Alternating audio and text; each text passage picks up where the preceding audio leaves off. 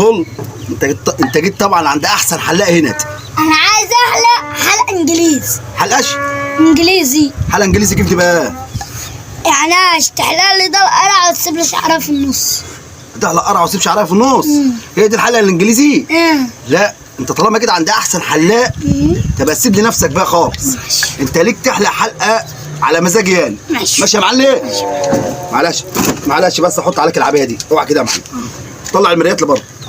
ايوه يا تدخل طلع كده. ايوه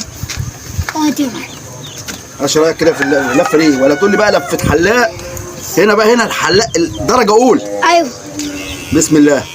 ما بيحلو كده بقى، نبدا الاول من هنا كده ونخش على الضبط. طلع الجزماريات كده عشان تشوف الجناب، واحده يمين واحده شمال. ايوه ايش رايك؟ ده شغل عالي، الشغل ده شغل عالي، الشغل جاي من بلاد بره.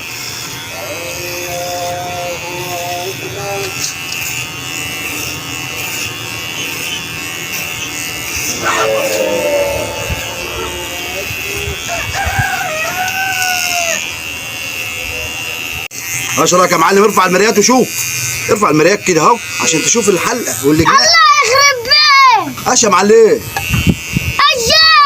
اجا هي دي الحلقه اللي على مزاج يان، ما انت تفكر ايه؟ عملت لك كده يا باشا هو طول لازم تبقى فيه خط في النص كده عشان تعرف فيه الطريق بتاعك تبقى ماشي عدل. الله يخرب طب اعدل نفسك بس كده للمرايات، اعدل نفسك. شوف ايش رايك في الحته الخط ده؟ والله العظيم جامده جامده والله. حاسبني يا معلم. اهو رش يا معلم، انا عايز الفلوس. خد من هنا، خد من هنا يا عماد. ايه؟ ايش يا معلم؟ يا معلم انا عايز الفلوس.